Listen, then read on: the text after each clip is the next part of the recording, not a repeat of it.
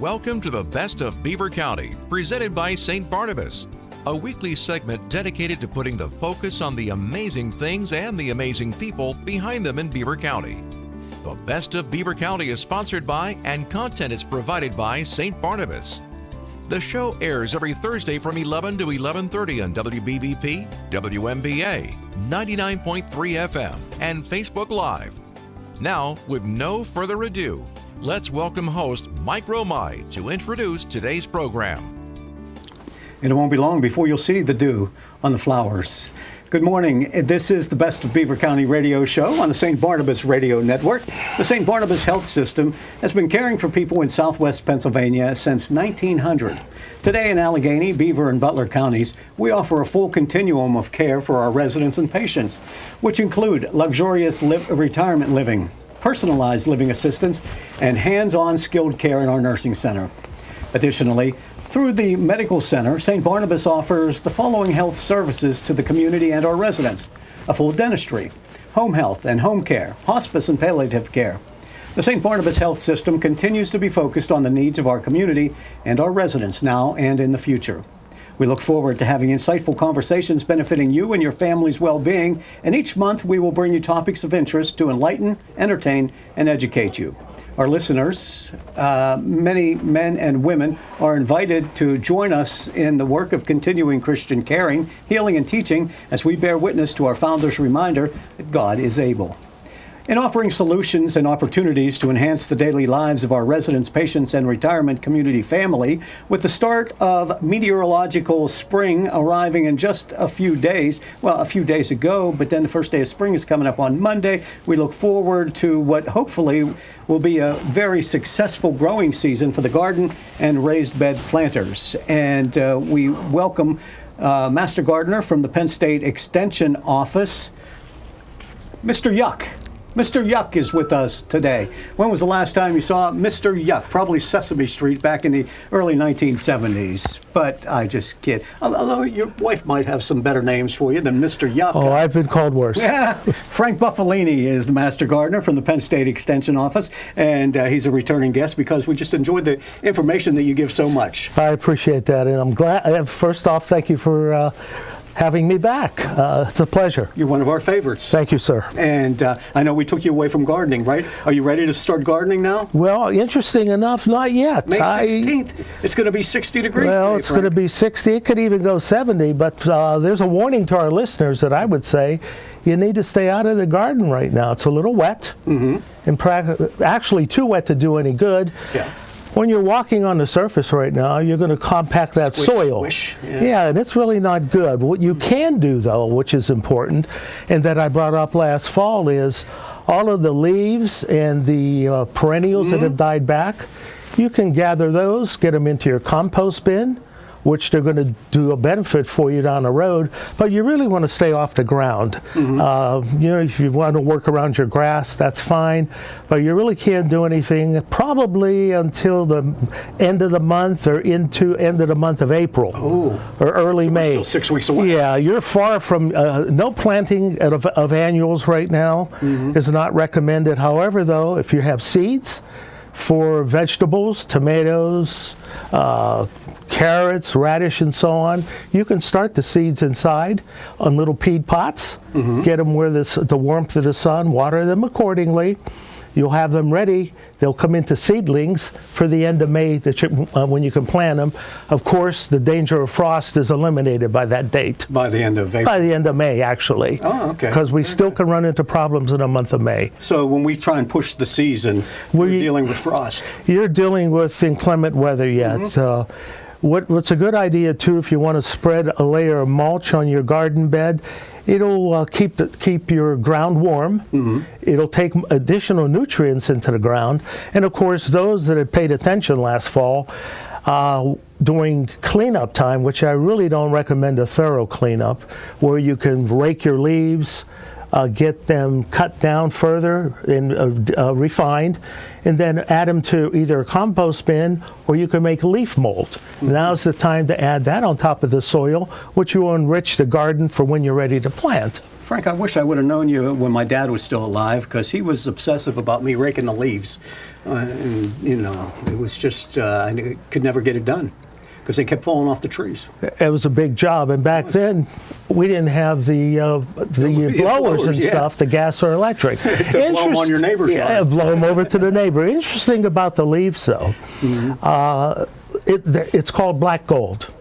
Once you can gather them up, and you should, because if you don't eliminate them on your lawn, you're going to run into a problem called snow mold. Snow mold. A lot of people think, well, snow mold is affected by the amount of snow that falls on your grass. And there's actually two types of snow mold. There's a gray snow mold and a pink. Now, the pink affect the crown and the roots of the grass. The gray only affect the foliage at the top.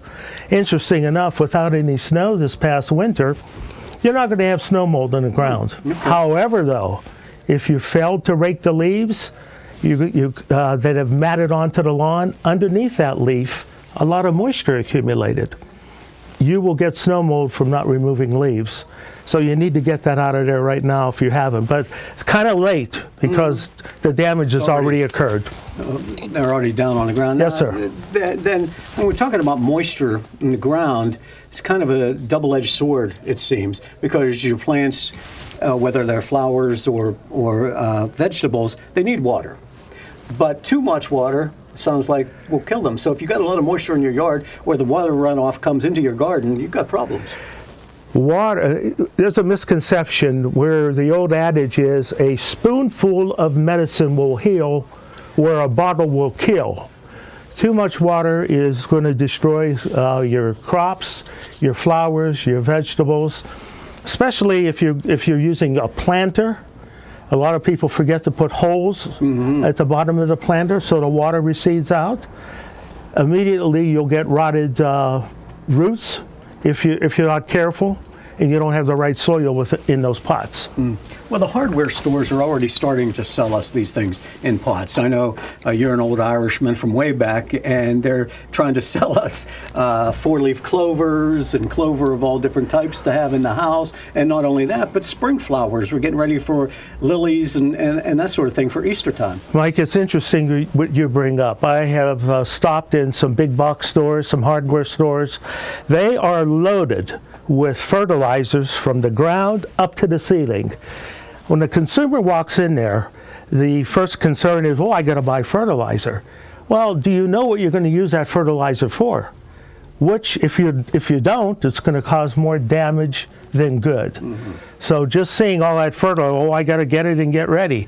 Well, the first thing you need to do is take a look at your ground, and you need to do a test of your soil, which is probably the most important thing to do prior to adding any fertilizer to your lawn. Let's talk about that, because you can get a packet from the Penn State Extension Office to get a test done. We offer package. They're $9. And in fact, you can go at the office on 1000 3rd Street in Beaver.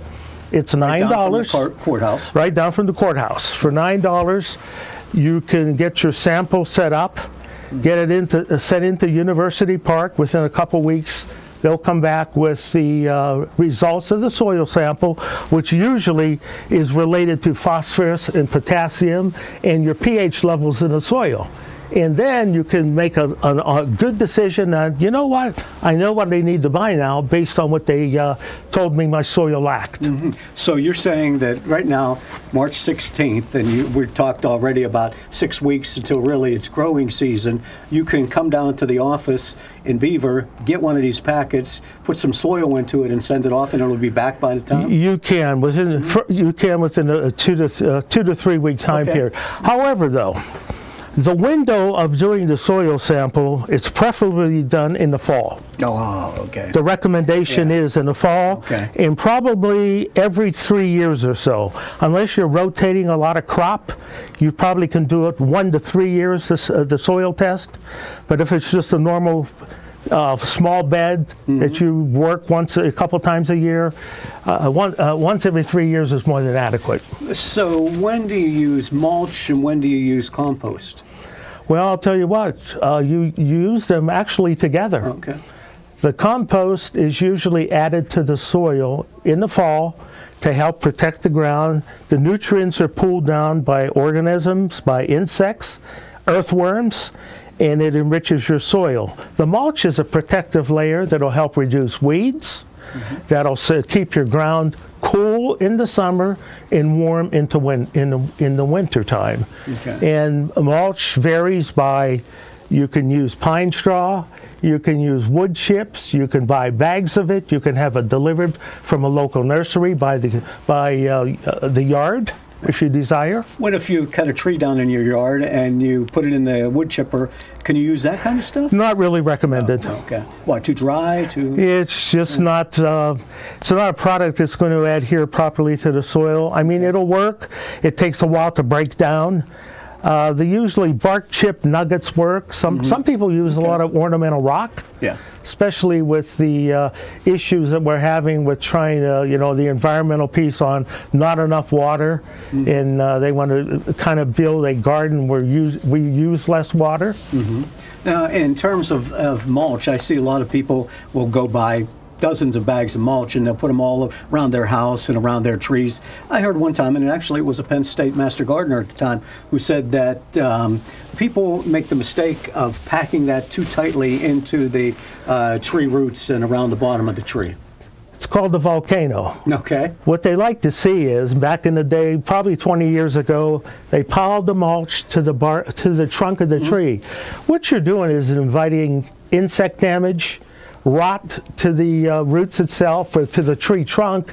Insects bore in and lay eggs, and before you know it, your tree weakens and dies. You want to make sure you have at least 2 to 3 inches of mulch pulled away from the trunk of the tree.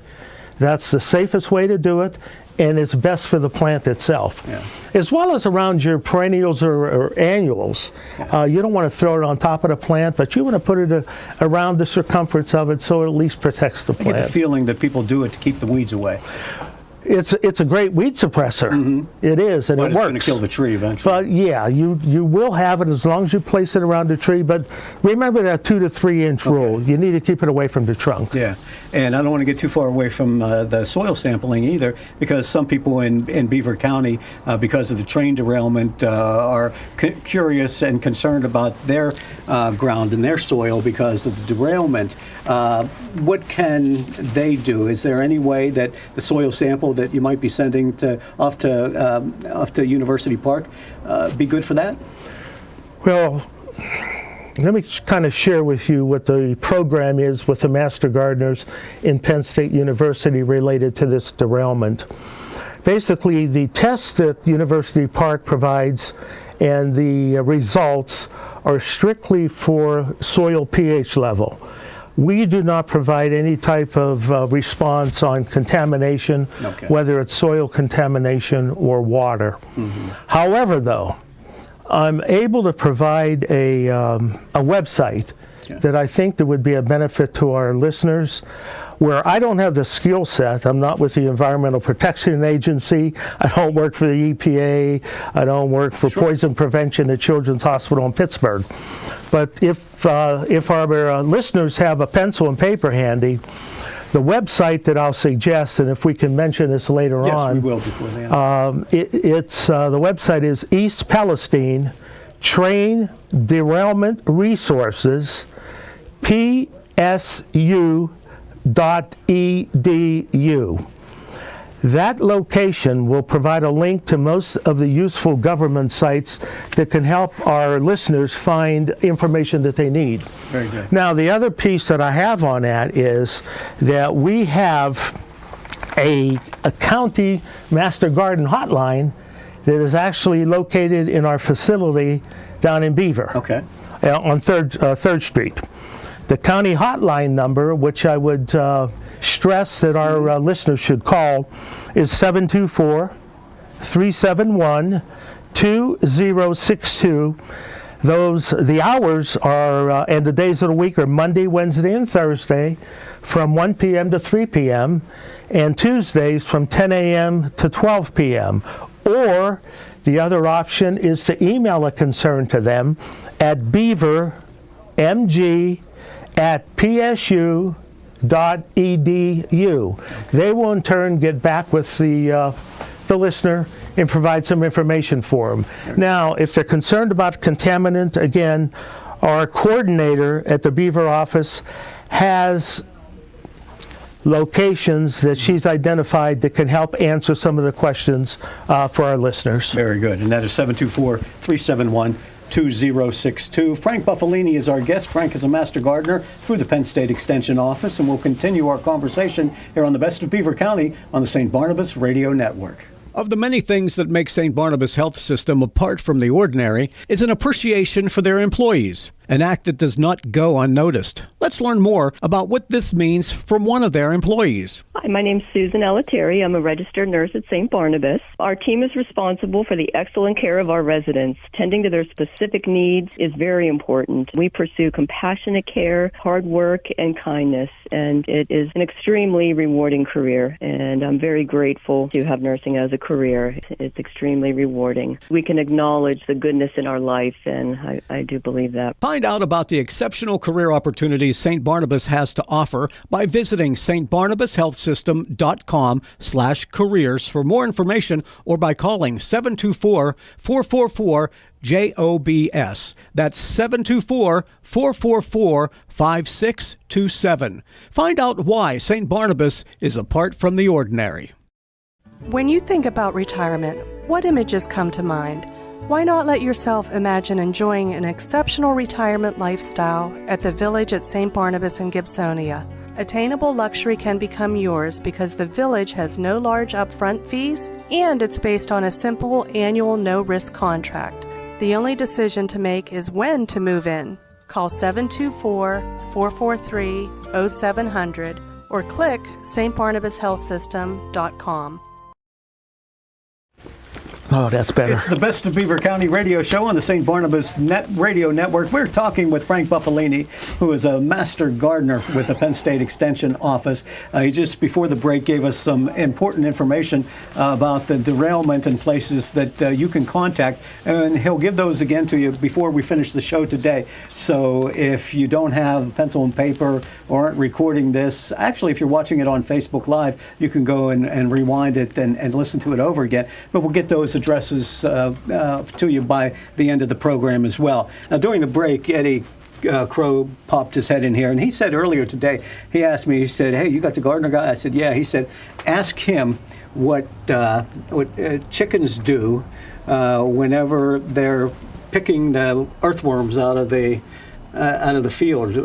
I don't know if it's healthy, because he was saying chickens are really vicious animals. He said that they will fight your dogs to the death.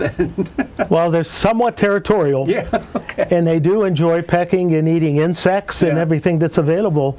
And especially if it's a free-range chicken, and that's what they claim you should be eating anyway, because they're eating all the natural resources that are in the ground. Okay. Insects, and they pick up other organisms along the way, and they're somewhat, as I mentioned earlier, territorial.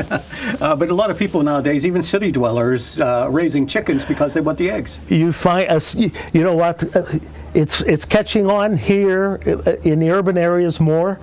However, though, in Europe, and especially in the UK, they have them in all their gardens. In fact, they look at their garden as a work of art. For a healthier garden? Well, you know what? It's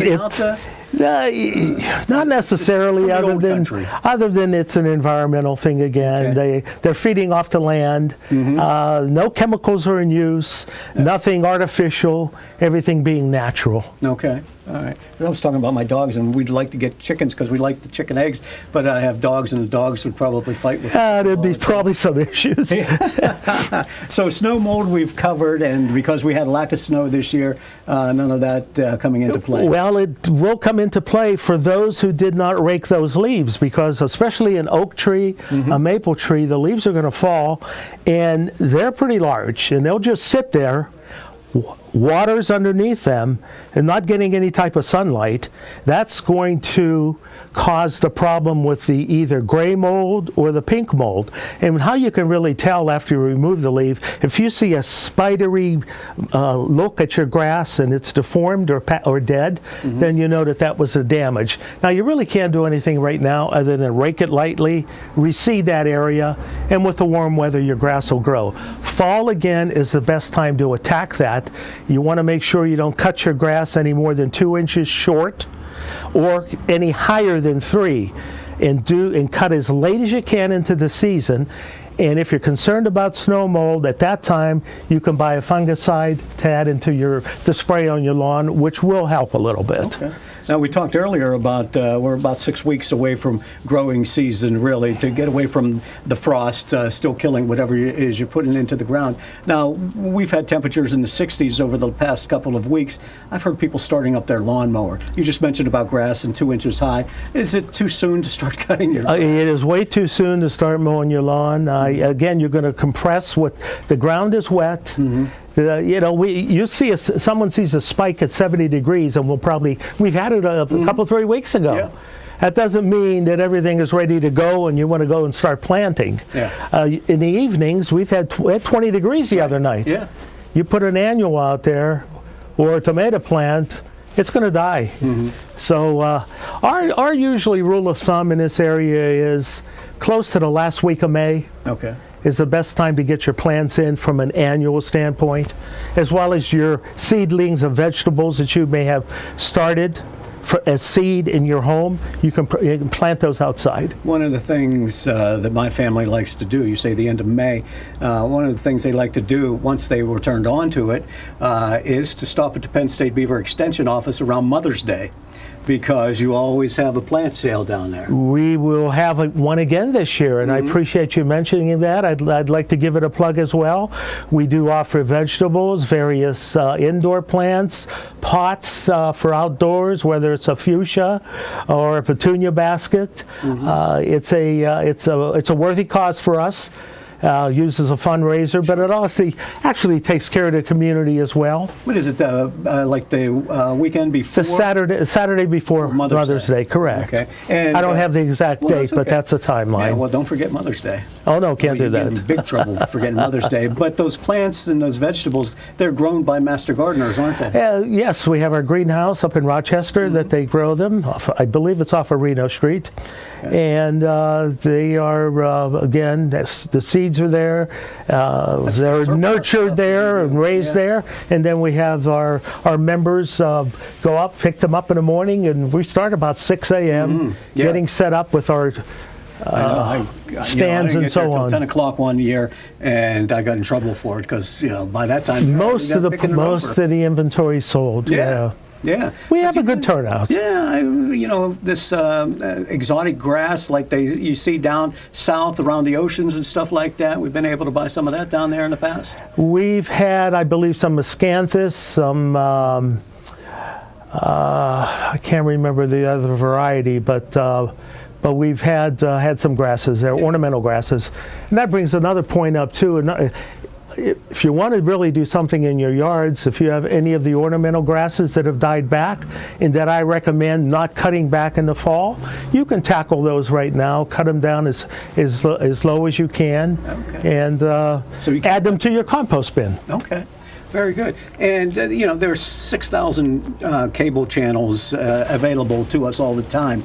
And so we get all these ideas, and we see these people with beautiful gardens, and they go online and they buy from these planting seed companies and stuff like that. And they want their gardens and their homes to be decorated just like they are on those shows. Doesn't always happen that way. And talk about our growing season here, and also some of those things that people might be fooled into buying, thinking that they're going to get these big, beautiful plants. Well, when you go into especially a big box store, the biggest deal is how you market and merchandise the product. You're going to walk in, and I'm not going to name any of them, but we know who they are. They're there to sell you a product, and the product's good. You're going to pay accordingly for it.